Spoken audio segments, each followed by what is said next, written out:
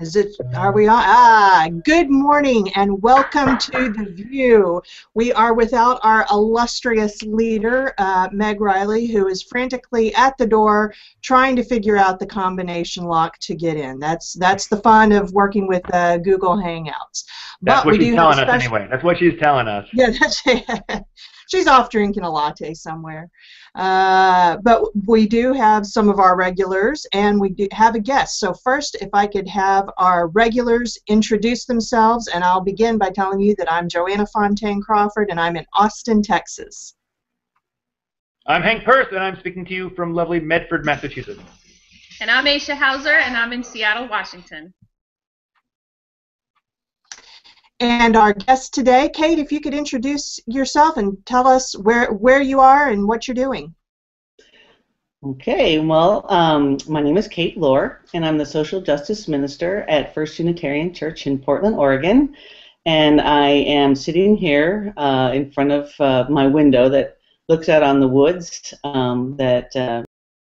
to protect life because they nourish me, and I want these woods to be around for a long, long time. So I've been working on climate change lately. Great. And we are going to be talking more about what Kate has been doing this past week later on in the show. But right now, starting with our regulars, what's happening in your town? Can't hear you, Hank. I know. No, I was sitting here going like, what's happening? What's happening? You know, it's the startup of life and church and school. I mean, it's all of a sudden you can't park anywhere in Boston. All of a sudden the students are filling the subways. They're filling my coffee shop, which I guess is good for the coffee shop, but that's not necessarily good for me. But life is going well. I'm settling into my life as an interim minister in Milton, Massachusetts, and of course, like each church is different. So I realized that the things I'd planned out and which I'd done in previous churches is like some of it goes out the window for a while, and instead we're busy working on the youth adult committee. Making sure that that's running best or whatever. That sort of stuff going on. But life is good. Girls are happy. My wife is lovely and good, and so it makes me happy. Yeah, here in Seattle, it's pouring rain, and I found out in the middle of the night my dog does not like to go out in the pouring rain, and he had scratched at the door and needed to go out, but I literally had to push him out because he was like, yeah, I'm not going out there. So we had an interesting discussion about living in Seattle and that this is going to happen quite often, so he's got to get used to it.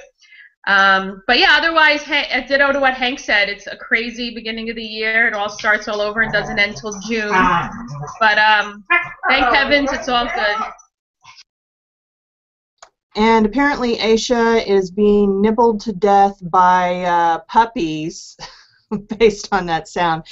Well, here in Austin, this is really cool. The church that I serve, Live Oak Unitarian Universalist, shares our space with a synagogue. And so all this morning I've been hearing singing and the service as they are having their Rosh Hashanah service this morning. So that's a pretty cool thing. So what's in the news for everyone? Down here in Texas, we're all talking about this whole textbook thing and the things that are happening with wanting to do some revisionist history and what's it that Stephen Colbert says about, reality has a well-known liberal bias and people don't like that.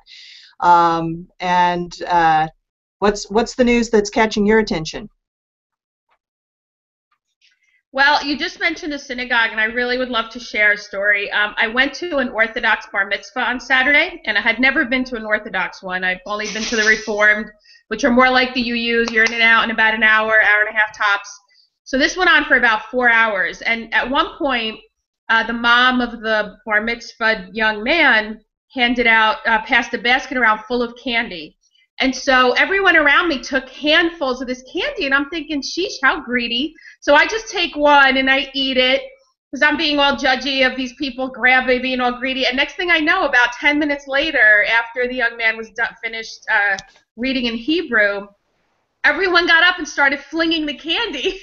And I kind of sunk in my chair because I already ate mine. And I was like, oh my God, here I am being all judgy and terrible. And in fact, there was a really good reason for taking fistfuls of candy. So that was my weekend bar mitzvah experience. And no one believed my husband was Jewish. It was very funny because somebody said to him, have you ever been to a bar mitzvah? And he said, yes, my own and many others. And so that was an interesting assumption by the congregants, but it was fun otherwise.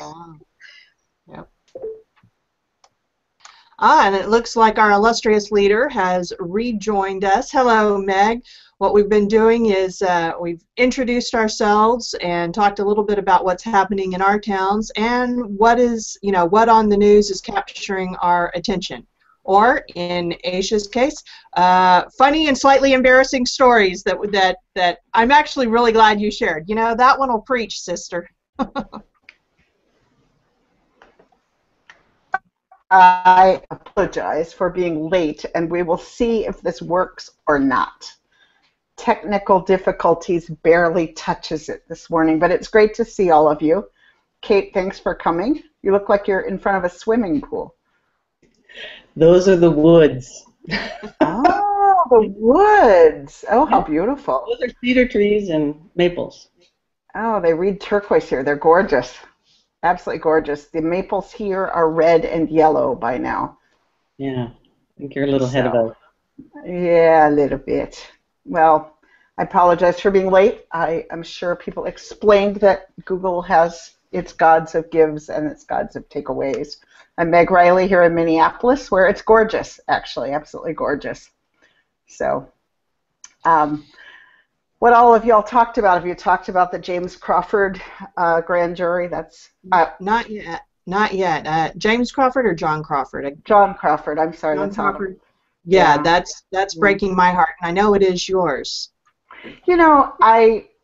I don't know. I feel like we're in new territory. That I don't watch those gory videos. I'm not going to watch that. I'm not on the jury, but from descriptions, I don't know what it's going to take.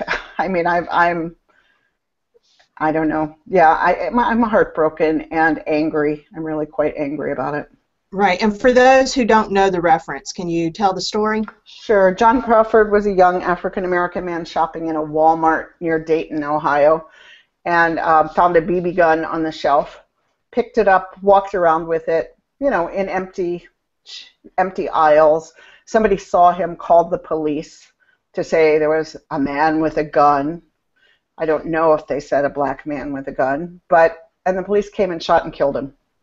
And the mother of his 2-year-old who was on the phone heard him say, "It's not real." And the grand jury just came back yesterday, no indictments at all in the killing. And I just wonder, I'm taken back when I'm getting to the old fart stage of life, where I'm like back in the day, but back in the early 90s when I directed the Office of GLBT Concerns, I started getting all these calls from people all over the country with all these horrible homophobic things going on. And I was like, God, are people just getting more homophobic all of a sudden, And it turned out, no, the Christian Coalition was orchestrating people to do this. And here's what I'm just starting to wonder. And I know you might think I should put on a foil hat and stand outside with an antenna, but I'm just starting to wonder if we are being systematically desensitized and prepared for martial law, because I feel like we're being goaded into reaction. That's at least how it feels to me, and I just wonder, as episode after episode on pure videotape emerges, and there's no accountability. What kind of reaction is going to happen? And it might not be that somebody is behind the curtain orchestrating this, but it's just starting to feel like it's not random to me anymore. And I just think about things like the privatized prisons that have contracts that they will always be full. I know I sound paranoid, but honest to God, like how paranoid would you have to be to come up with the idea that a privatized prison should always be full? I mean, that defies my creative paranoia. So anyway, that's what I've just been sitting with is, boy, there are all these, it just seems to be escalating. And, is there some machination that, ALEC or I don't know who, like, we know the militarization of the police has happened systematically over a long time. Is that just to get rid of old tanks? I don't know. That's kind of what I'm coming to. I mean, it's crossed my threshold of individual awful. I mean, of course we know racism is in every cell of every city and town and garden in this country, but it's just feeling like there's something new going on. Okay, do I sound nuts, you guys? Well, I wonder if it's just a new awareness. So, that previously people overlooked it, and now that people are finally starting to, they come up on our radar screens because of Ferguson and the overreaction, and then all of a sudden we discover that the LA school system has, armored cars and hundreds of machine guns, and just, things like that that you kind of go, whoa, so. I certainly think that that the court case result was absolutely ridiculous, and I'm sure will be retried in some ways. But I pray so, and I pray also for their family, his family. But I also just think that it's one of those things that people are finally becoming aware of it and looking at it and going, that makes no sense that this is happening, that this is something that's real. So it's my hope that it's finally coming onto people's radar screens. Well, I'd like to jump in here because this is an area I've been working on for over 10 years. And I live in Portland, Oregon, and I've been doing police accountability. We're the ones who asked the Department of Justice to come and audit Portland, and we've just reached a settlement with the City of Portland and the Portland Police Department. And what I'd like to say is, I think what's happening is that white and or privileged people are finally waking up to what's happening in this country. But that in reality, anybody who has been a target of racial profiling or harassment because of their housing status or their sexual orientation, they're already aware of this. And I, as somebody who goes to protest, am also deeply aware of it. I saw the militarization of the police long before anybody would actually talk to me about it, because I sounded like a crazy person, because it couldn't possibly be true. But I'm remembering when I was at the FTAA protest in Miami, Florida. I think that was 2003, when we were dealing with tanks, and we were rounded up in an amphitheater there in Miami, downtown. They took the porta potties away, they rounded us up, they circled us with a helicopter with a guy sitting with a door open with a gun, okay? That sounds crazy. That couldn't possibly be happening in the United States, right? We don't do that. That happens in other countries. Well, Kate, I mean, we had the Republican convention here in 2008. Similar story. I mean, horrific. And I guess, I mean, I'm aware enough of the absolute legacy of horrific things. But what I wonder that's new is the desensitization of the privilege. Like, because now it's coming to total visibility to everyone. I mean, you can't watch mainstream news and not know this is going on. You can come up with your own storyline about who's at fault, and God knows people do, white people do. But I wonder if, I don't know, what I wonder is, are they testing out in Ferguson to see if people care if there's martial law in a small town? I mean, reading that, and I know I sound nuts, but so do you when you describe a helicopter with a gun, right? So, believe it. But now, as things unfold, we're starting to see that something significant has indeed changed in this country. I mean, small towns have tanks now, not just big cities. Like, well, and I'm, I don't think that's nuts as much as the fact that there seems to be no real reaction to this. Where I used to live, out in Montgomery County, which is a rural area, there was this little bit of news that came through about how they had just gotten some drones. Why? Because of the ladies shopping in the suburbs? I mean, it really made no sense. But it was, people just kind of like, huh, that's interesting. Yeah. I was heartened to see when I got in my little paranoid moment and started researching, because I remember that President Bush had really expanded martial law hugely.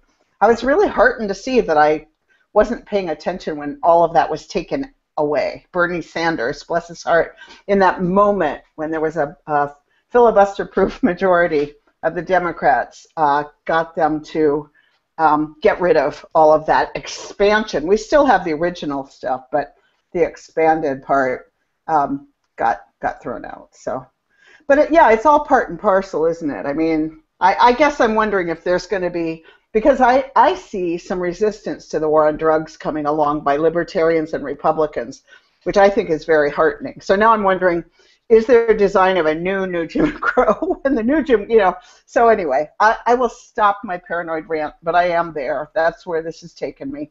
Kate, you wanted to say something? Yeah, can I counter that with a feeling of hope that I have?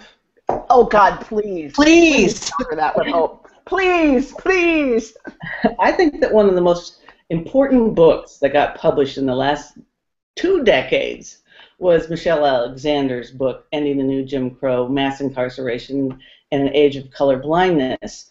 And what I have noticed is, I mean, for those of you who have read the book, you know how refutable it all is. I mean, she lays out in a crystal clear fashion just how systematic the racism is in our industrial prison complex. And what I've discovered are people are reading it, even though it's hard, they're facing it, and people are starting to mobilize. I think that Ferguson probably wouldn't have made the news, in fact, if that book hadn't come out and people weren't starting to talk about it. You see it in the editorials. There's book groups of it all around. We certainly have read it far and wide here in Portland, and as Unitarian Universalists, we had her come and speak to us at General Assembly a couple of years ago. And because of the research that she did and the facts that she provided, we have that now as a framework in which we experience things like Ferguson and the cigarette selling man in New York City, and absolutely true. And I think we're starting to see a national movement come forward. I mean, it's all been the kind of work that you've been doing there in Portland, which amazing people have been doing here and everywhere. I think there's starting to be a sense that this needs to be a national movement. Anybody else want to come in on this one? No. I think one of the interesting comments about what's happening with the legalization of marijuana is, it might have been Michelle Alexander, but I had seen a quote by someone saying that now that white men are going to profit off of marijuana, the sale of marijuana, now it's legal. And after all these people of color were jailed en masse for the last 40 years, it just adds to the criminal aspect of the whole injustice, actually. Yeah. Shauna just piped in from over on YouTube that white people probably don't care much about this kind of news because we are unconsciously or consciously aware that privilege will protect them or us. Yeah, certainly. I don't know about you guys, but I've had some. And I think people are having conversations. White families are talking. It sort of reminded me of, and it's not a pleasant reminder, of the Vietnam War. Well, I was a kid, but like all the families that just would have dinner table fights, and it's a consciousness raising time. I don't know if any of you knew, but on the let's stay hopeful for a moment front, Patrice is traveling to North Carolina today with All Souls Church to get people to register to vote down in Charlotte, North Carolina. And she's especially excited because Reverend Dr. William Barber is going to preach in Charlotte, which sounds pretty exciting. And so she'll have come back with great stories to tell. So anything else that people want to talk about that is going on for you? I had breakfast with my Senator Al Franken yesterday. That was fun. Nuns on the Bus are in Minnesota. And bless Al Franken. He showed up and hung out with 10 of us for like 90 minutes, he and his wife, Franny, just talking about this stuff. And, the nuns are just so great. I mean, they've just been at this for decades. And they're all Minnesota nuns here. When they're they go from state to state. They have the local nuns. And I know that most women religious don't like to be called nuns, but I feel like this is a really courageous reclaiming of a name that's been used against people, although every person there who had gone to Catholic school felt obliged to tell the good sisters their horror stories. I noticed. Right. I felt kind of bad for them. So, but that was fun. It was fun to see them come through with that big bus and just do that work that they're doing. That's good. And Sister Simone said how much she enjoyed speaking at General Assembly last year. She said it was one of the highlights of her year, and just how supportive, how completely supportive everyone was. And then I said to Senator Franken that I still remembered his talk at General Assembly when it was here in Minneapolis, and he said, "Oh, that talk, I loved that talk." He said, "My brother lives in Paris, and he watched that on YouTube, and we talked about it." And so he totally remembered it, and he totally had written it for us. So if you weren't there, you can get it on the UUA's site. Just Google Al Franken. But he talked about his father and Judaism and moral values, and so that was good. Anything else somebody wants to bring up before we talk about the big march, the People's March? Well, my heart's heavy about what's going on in Syria. Yeah.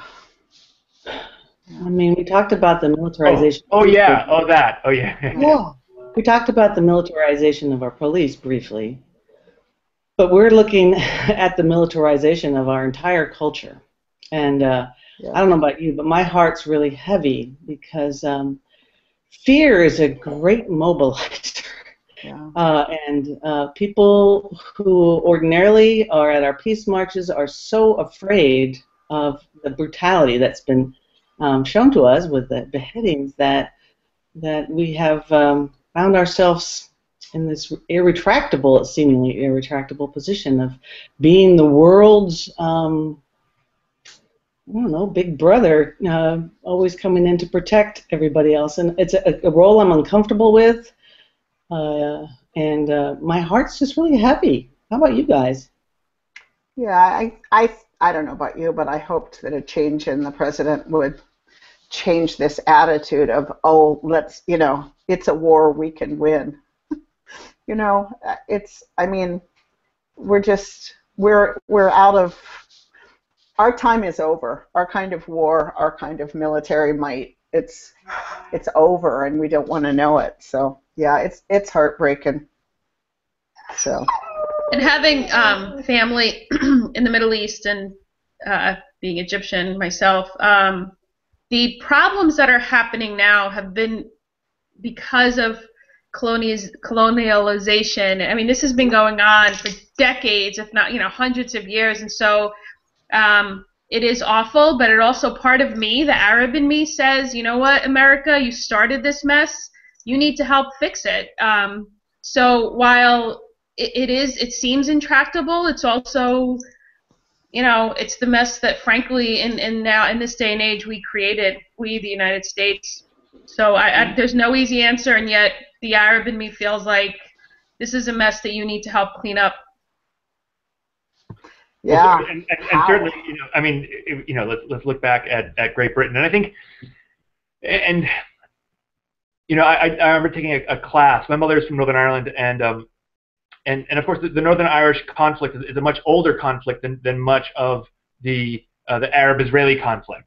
The Arab-Israeli conflict really only goes to it's the 19th century, where the Northern Irish conflict is much longer, and that's been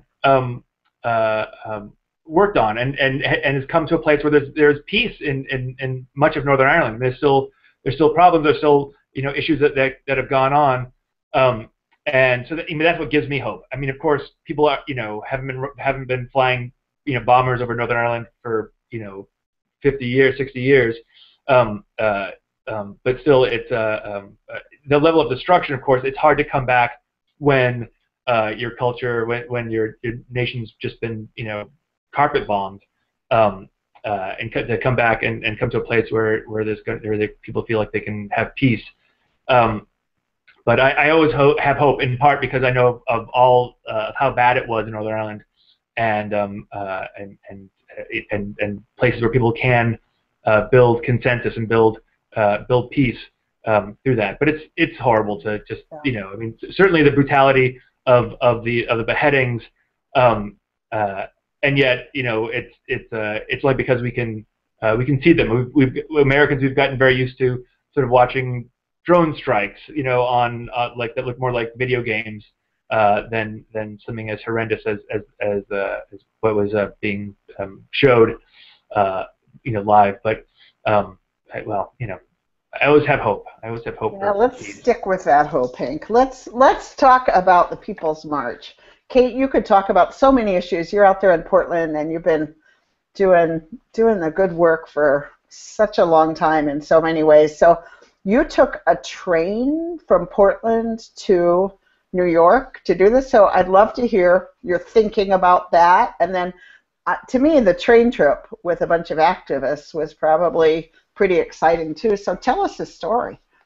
Oh, I would love to. Well, when I heard Bill McKibben's call to come to New York City, I responded, and I knew that UUs would want to respond too. So I started with organizing the Oregonian UUs.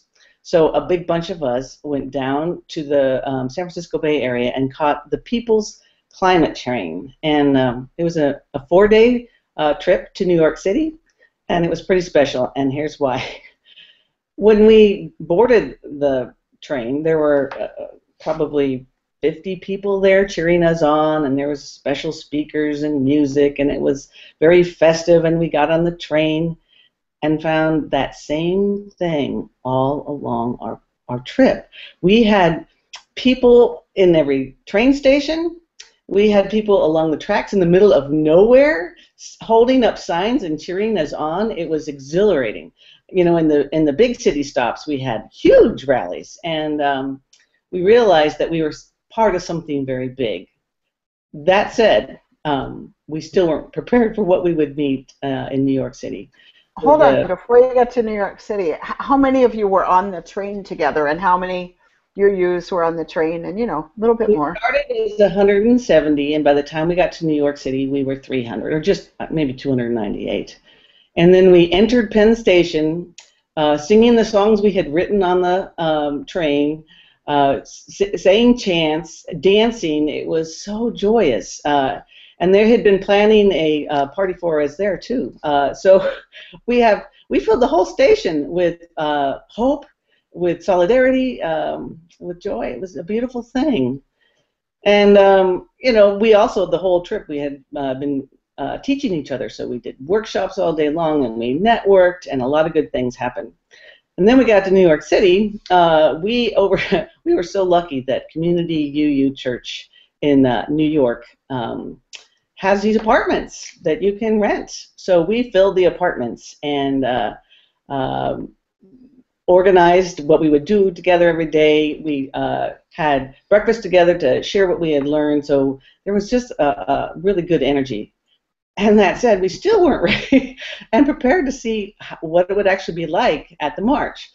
So we got there 2 hours early as requested, and there were 3,100 UUs there in our contingent.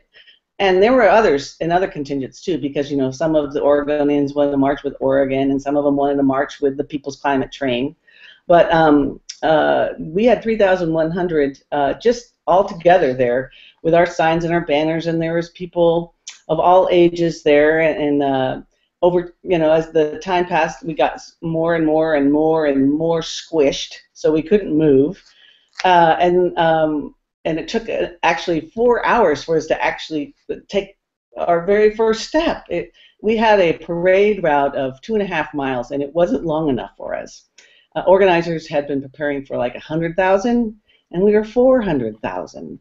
And so by the time we were moving and near even the middle of the route, I believe, because I couldn't see it from above, we were asked to start dispersing by the organizers, not just the police. This was a whole permanent event, but it was like, there's just too many of us, and so we need to you know, rejoice in our unity and then move, because the whole city was all clogged up. Kate, can I jump in? I have a quick question. The people who met you along the way, were they UUs, or how was that organized when you took the train? Well, I think that it was a variety of people. Like one of the images that I carry in my heart is we were in the middle of nowhere in the Rockies, and hadn't seen a soul for a long time. And there was a Buddhist nun and two people holding up a sign. You know, it was like 6:30 in the morning, and they were there cheering us on. Um, I think that a lot of the organizing came from 350.org, but that was just, you know, there were 6,000 organizations involved with this. And on our route, that seemed to be the... Literally 6,000 organizations? Yeah, it's actually more. It's almost 7,000. That's amazing. I'd love to hear that. Yeah, it was powerful. And we were coming from 162 or 3 different countries. So, for instance, I saw a UU who had come from Sweden to march with us. It was awesome. We had lots of Canadians, but there was this other element that I would like to share with you, and that is the indigenous among us. See, when the indigenous people of the world heard about this climate summit, the United Nations Climate Summit, they got organized, and they had their own summit before. They had this plan before Bill McKibben called us there, and so they were organized. And so what we learned is that the indigenous people of the world don't want to wait any longer for the leaders to fix this problem. They actually know how to live sustainably. They know how to live in a way that that that provides food for people, and using materials that aren't plastic. And so they don't want to say that they want us to go backwards, because we're not going backwards. And in fact, technology is central to the organizing, but they want to take leadership, and I think we should give it to them. They know things that we have forgotten. I have native blood in me, but when I spoke with some of them, they'd say like, well, when this kind of butterfly is visible here, that means you need to plant this. And I don't have that kind of knowledge of living off of the earth. And so I was very heartened. So, Kate, what organizations put the Indigenous Summit together? How did that come into being? Well, there are many indigenous groups around the world who have been organizing. And then perhaps if you've read Paul Hawkins' book. Yeah. And I'm having a hard time remembering the title, but in there he documents all of the peace and social justice groups that are taking hold. He wanted us to feel hope because it's happening all over. Well, this was evidence of it. And one of the most interesting aspects of it is there's this movement in this country for United States Native peoples. They're proposing becoming a united tribe. And if they would unite all the tribes of people who have treaties with the government and brought all of those, consolidated all of those together, we would actually have a lot of the work done, because they talked about the Declaration of Independence and the Constitution and the language in there, and that with their individual little treaties would be a powerful way to reestablish the order of things, because as it is, we've commodified life itself. That's suicide. And so I felt very empowered and very inspired by the Native people who said follow us on this one. Interesting. So if we wanted to learn more about that, where would we look? At 350? Is 350? I think the best source is, Google indigenousuprising.org, and you'll hear about it there. Yeah, so. Huh. And they actually want to come to GA next year, so you might hear more about them. In Portland? That's right, in Portland. I hope you're going to be there. What? You hope you're going to be there? I said, I hope you're going to be there. I'm going to be there. We'll be there. Be there. So, go ahead, Joanna. So, Kate, what are you hoping the outcomes from the march are going to be? Well, there's 5 issues that we've collectively agreed to work for, and if we had people working on these around the world, we could make some changes. The first one was divesting from fossil fuel companies. If we all did that, and we are, the Unitarian Universalist Association has done that. Our churches have done that, but we need to do that more. The universities are starting to do that, so that's a big push. Then there's the carbon tax. If we all pushed for that, if we all pushed for lowering the greenhouse gas emissions much quicker, like Mayor de Blasio said, reduce the emissions by 80% by 2050. Well, we want them reduced by 80% by 2025. There is keep the coal in the ground. Don't bring it up. It's poisonous. Stop polluting our atmosphere. And one of the big slogans was system change, not climate change. And by that, they mean that this unchecked capitalism that has commodified all life isn't working anymore. It's broken. So we need to start imagining what we need together to govern ourselves so that we can change course and do it quickly. So all of those demand radical life changes. Yeah. I mean, so. And that's what it's going to take. Yeah. But here we are. I mean, I'm sitting in my house. It's. I think that's where our congregations can be really useful, because it's all well and good to say divest from owning oil, but divest from using oil. I mean, somebody's going to own it as long as we're using it. And I think that's, there's the transitions movement I'm familiar with, and others. To 100% renewables. So yes, we have to stop using fossil fuels. Yeah. So, but even with renewables, I drive my Prius, but I still live a life that would not be sustainable today if everyone on the planet lived it. So it's not sustainable in the long term. Well, I did a little experiment with it just this last summer. I moved and to a house that didn't have air conditioning. And I've been kind of spoiled with air conditioning, and I had to learn what to do to survive without air conditioning in the summer, and it was a transition, but a good one. Yeah. I think so. What's your congregation doing to support people as they change the ways that people live? I mean, how are you collectively? Well, we're doing so many things. We have, our group is called Community for Earth, and we're constantly doing campaigns. So we're planting trees together as a congregation. Like, we had a goal that every person would plant 10 trees, because deforestation is also a problem, right, with climate change. So we've been planting trees like crazy. We have asked, we had that 1, 2, 3 campaign where you lowered your air conditioning 1 degree, or your heat, by 1 degree, or raised your air conditioning by 1 degree, that you lowered the speed at which you drove by 2 miles per hour, and that you replaced at least 3 of your lights with the new energy efficient one. So it was 1, 2, 3. We all did it. It made a big difference. And then we've been a source of information for all sorts of solar projects. I'm sure Oregon's not the only one who has financial incentives to go solar. So we've been. Hey, if Oregon can go solar, anybody can.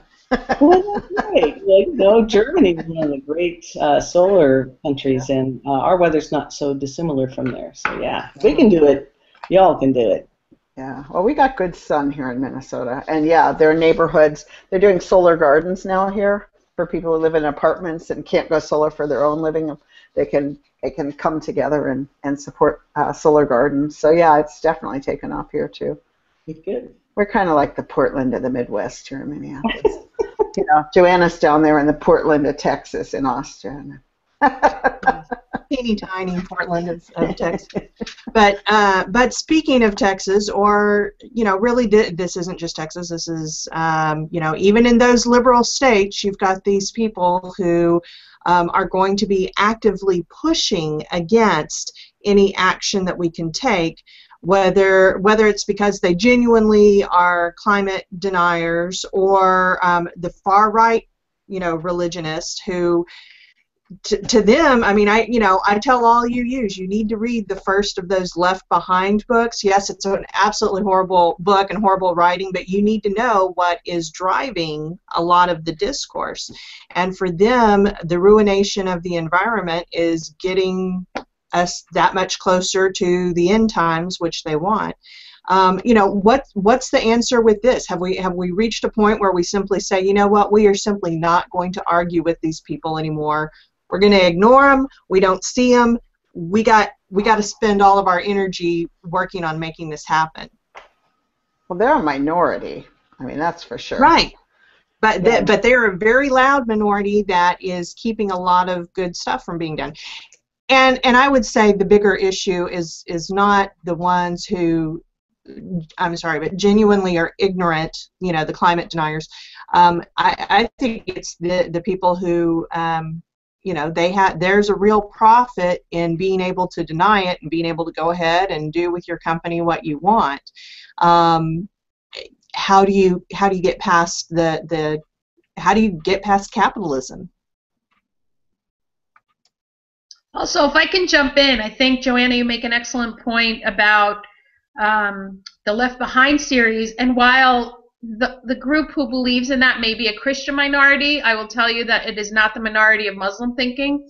The Muslim faith is very much, in general, believing in the end of days, and it's called something else in the Quran, of course, but it is, I don't think it's minority thinking globally, unfortunately.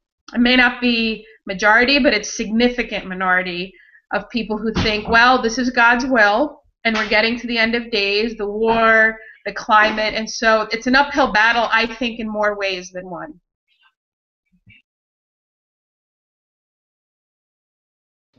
I'll respond to that. Wow, well. What have you guys been drinking out there? Oh my gosh. Is it because I live in the Massachusetts bubble? Is that what it is?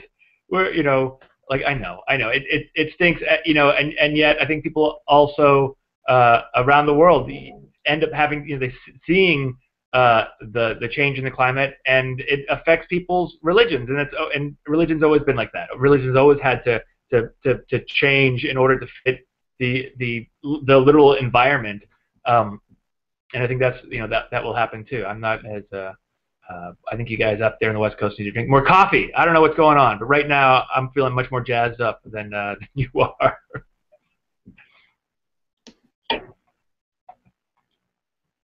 Oh, you're muted, Kate. I'd like to just say what was on the banner that I brought to the climate march, and it said, "We are all connected." And it had a picture of a globe, and then it was Unitarian Universalists for climate change. And so I mentioned the leadership by indigenous peoples. Well, one of the things that we can do is support some of their language about us all being relations.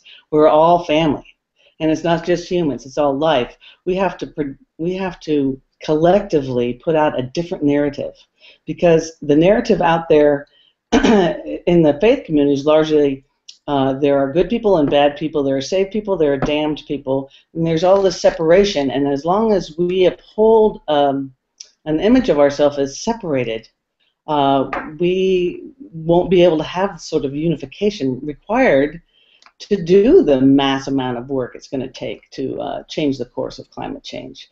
We have to have a message that's powerful and inspiring to bring people together, because although we've caused so much damage around the world with our politics, I don't think war is going to fix it. I think we're going to have to try a whole new tact, and that's going to be unity.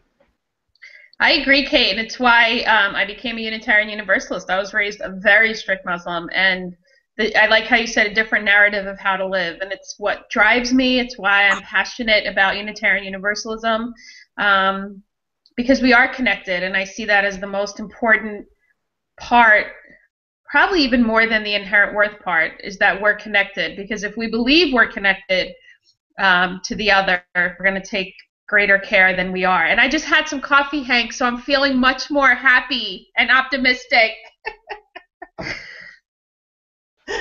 Here we are promoting drug-induced happiness no matter what, no matter what.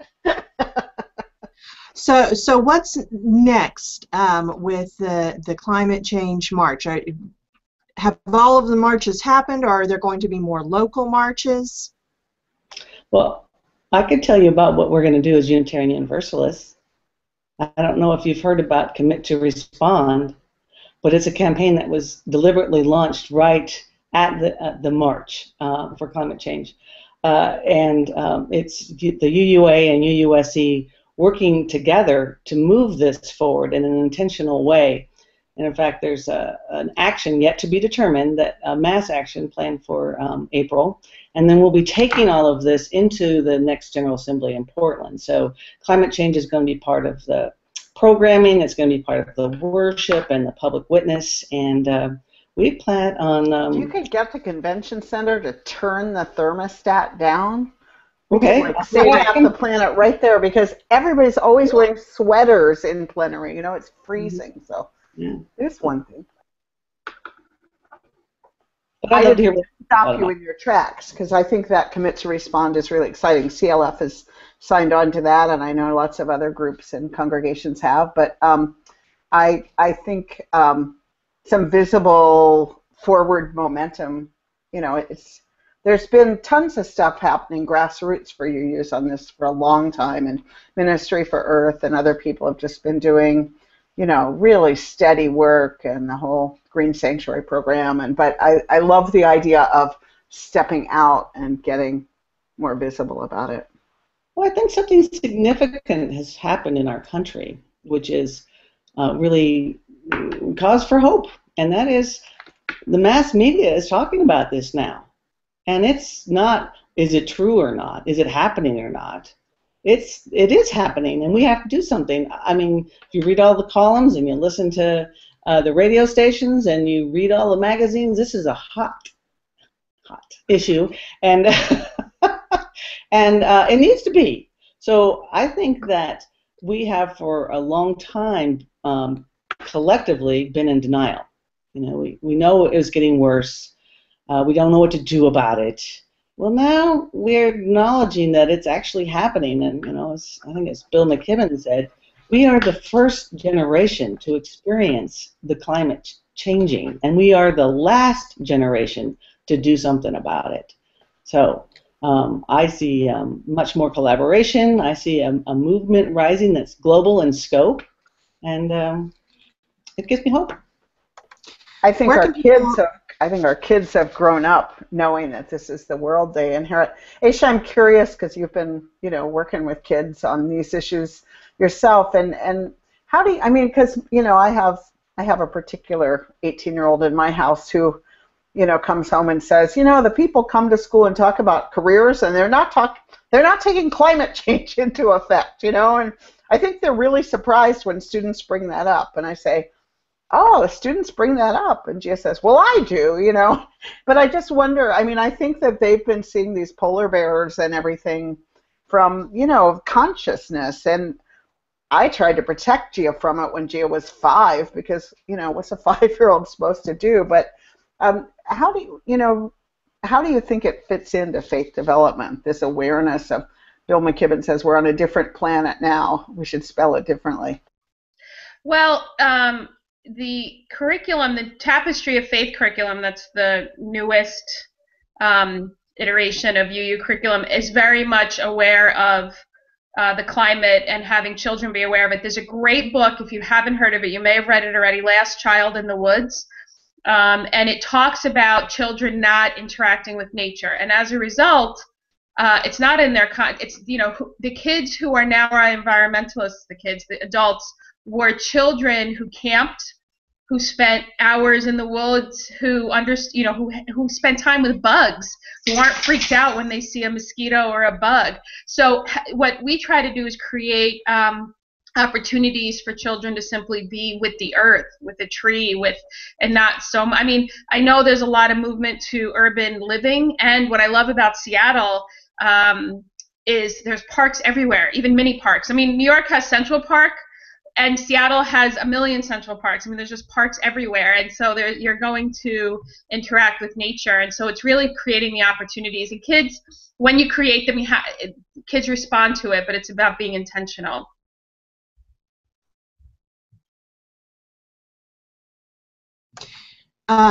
Kate, where can people go if they want to get more information about Commit to Respond? Good question. What you do is you go to committorespond.org, and the two the is number the two. Yes, instead of the word two, so it's committorespond.org. And we live in an interesting time in so many ways, and in many ways, we're going to be doing things that we've never done before. And one of them is trying to lead from the future as it emerges. Okay, so the timelines, the linear thinking and planning is not going to work anymore. And so we at the Commit to Respond are setting the stage for great work and letting the collective intelligence of us all guide us. So committorespond.org. Kate, what was the train ride back like? Oh, I didn't take the train back. In fact, yes, I flew back because I'd already been gone 8 days and they needed me back at Portland. But the climate change train did not it was not a round trip, it was just a one-way. Mm-hmm. So a lot of people, like, I still have folks from my church who are in New York City. The work is continuing, and some of them were involved in that Flood Wall Street activity. Did you guys hear about that? Sure. Well, I just want to lift that up as one of the creators. Say more. Well, Wall Street's on the island of Manhattan, and there are people there who have that very recent memory of Hurricane Sandy. And so, and this is the kind of creative organizing that I see emerging. They decided to wear blue and to mass people under big banners that they'd made in advance. They flooded Wall Street with themselves because with climate change and the oceans rising, Flood Street's gonna, Wall Street will definitely get flooded. So they did a human act, and the primary organizers of that were the Center for Biological Diversity in Oakland, and they used it really well because it gave some great images. For instance, the police barricaded off that Merrill Lynch bull. They got to protect that bull, so everybody flooded around it. And then, at near the end, when the police came in to start arresting, one of the persons was dressed as a polar bear. So we've got great video and great pictures of a polar bear being arrested by the police, and that's the kind of merriment. We can make this fun. We can make this creative, and it brings us together, and it gives us a sense of possibility, and that's what we need right now. Well, your joy is really infectious about it, and it sounds fun. I always, I have this fantasy always of that if you just rented cottages on a beach and had activists just go be on a beach with no agenda, no meetings, that more would come of that time than all the structured retreats we've all been on over time. And I bet the train was kind of like that. You had the time to just generate ideas and cross-fertilize and hear what each other were doing. And one of the things that we did to kind of ground us, because we came from all traditions, was to hold central in our hearts that which we love. Our kids, our grandkids, the nature that feeds our souls, the community that heals. We bring all of that to the forefront. And that's what guides the work. And when you're tapping into that kind of power, you come up with some great ideas. Well, we have only minutes left, so I'm going to invite other people to say any last words and leave the final to you, Kate. So I'll just say it's really good to see everyone, to hear some uplifting stories, to have people to share grief and trauma with, to really face these days ahead knowing that we have each other. That's what gives me hope. Right. Wayne Arneson's words about, know this too, you are not alone. I was following, I obviously wasn't at the march, but I was following all of it, going back and forth between, Facebook and Twitter and all of that. And so, Kate, it's been really great to hear your story, about what it was like. So thank you for joining us. Yeah, I think also hearing from folks, both, the train ride, that sounds is very interesting. But also what's happening from that. So it's not just everyone's coming and having a protest and then leaving and feeling good for themselves, but the sense that there's planning going on. And it was also powerful for me to see it on the news, everywhere, in the newspaper, on TV, lots and lots of coverage, which is also just something that often doesn't happen. So I was really pleased to see that too. People are paying attention. Thanks for going out. Mm-hmm. Yeah, thank you. You're so inspirational. And it was fun seeing the yellow shirts everywhere on the news, even the Daily Show. It's true. The yellow, it carries. Kate, leave us with a parting word of your choice. We are the people we've been waiting for. We're not going to sit back and let the powerful determine our future. We, together, with people around the world and of all faiths, have the power to end this cycle of suffering, this permeation of inequity and cruelty. We have it amongst us to turn this world around. And I hope that everybody who hears this will join us, because we are unstoppable. Amen, sister. See you all next week. We're going to have Doug Mooter, who's been doing some really interesting blogging about American history with us, and we look forward to that and to seeing all of you. Take care. Bye, folks. Bye.